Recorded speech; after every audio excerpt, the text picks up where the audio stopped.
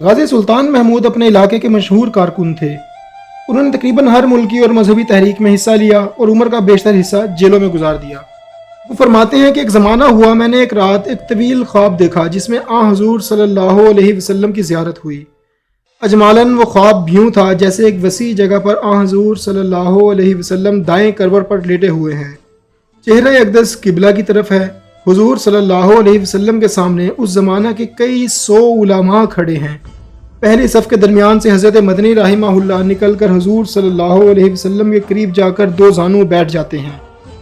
बाकी सब उलमा अपनी अपनी जगह बाअदब खड़े हैं और हज़रत मदनी से कुछ बातें कर रहे हैं और हुज़ूर सल्लल्लाहु अलैहि वसल्लम के पाँव मुबारक की तरफ एक साहब फौजी वर्दी पहने लेट कर हुज़ूर सल्लल्लाहु अलैहि वसल्लम का तलवा ज़ुबान से चाट रहे हैं। हुज़ूर सल्लल्लाहु अलैहि वसल्लम ने दूसरा पाँव उस शख्स के सर पर रखा हुआ है। वो एक कैफ़ो मस्ती के आलम में हुज़ूर सल्लल्लाहु अलैहि वसल्लम के कदम मुबारक चाट रहा है और हुज़ूर सल्लल्लाहु अलैहि वसल्लम मुस्कुरा कर देखते हैं। मैं गौर से देखता हूँ ताकि पहचानूँ ये खुशकिस्मत कौन है, तो चेहरा देखने पर मालूम हुआ कि वो हज़रत शाह साहब अताउल्लाह शाह बुखारी हैं। मुख्तसर ये कि गाजी साहब फरमाते हैं, सुबह मैंने ये ख्वाब मिनो अन लिखकर शाह जी को अमृतसर भेज दिया और मैं ख्वाब के इस कैफ और सुरूर में कुछ ऐसा खोया हुआ था कि शाह जी का ख्वाब में जो मंजर मैंने देखा था उसको यूं लिख दिया कि हुज़ूर सल्लल्लाहु अलैहि वसल्लम का एक पाँव आपके सर पर था और दूसरा पाँव आप कुत्ते की तरह चाट रहे थे। काफ़ी दिन गुजर गए तो एक जलसे में तकरीर के बाद शाह जी से मुलाकात हुई। कुछ और लोग भी शाह जी के पास बैठे हुए थे। जब मुझे देखा तो हस्बे दस्तूर बड़ी मोहब्बत से मिले। फिर फरमाया, वही ख्वाब अब ज़ुबानी सुनाओ।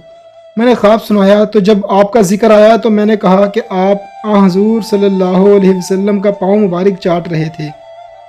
मेरी तरफ देखकर पूछा, किस तरह? मैंने कहा, ज़ुबान से। फरमाया, नहीं, जैसा ख़त में लिखा था वैसे बताओ। तो मुझे फ़ौरन याद आ गया, ख़त में तो मैंने किसी और तरह लिखा था, लेकिन अब मुंह पर मुझे शर्म आती थी।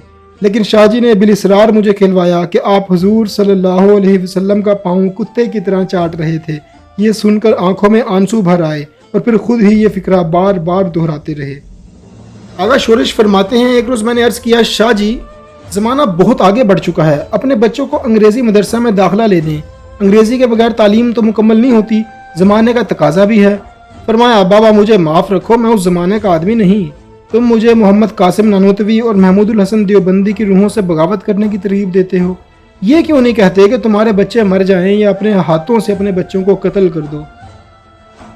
सन 1929 में चीफ जस्टिस के सामने मिस्टर सलीम एडवोकेट जनरल के एक सवाल पर शाह साहब ने फरमाया, हाँ, मैंने मिर्ज़ा गुलाम अहमद को हज़ारों मरतबा काफिर कहा है, कहता हूँ और कहता रहूँगा, ये मेरा मजहब है। 1934 में कादियान के अंदर जो पहली तबलीगी कॉन्फ्रेंस मुनक्किद हुई, उसमें शाह साहब की मशहूर मारकतुल आरा तकरीर के वो इक्तसाबात जिनकी बिना पर मुकदमा कायम किया गया था।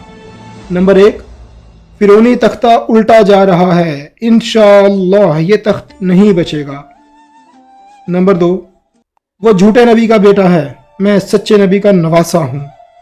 वो आए, तुम सब चुपचाप बैठ जाओ, वो मुझसे उर्दू, पंजाबी, फारसी में हर मामले में बहस करे, ये झगड़ा आज ही खत्म हो जाएगा।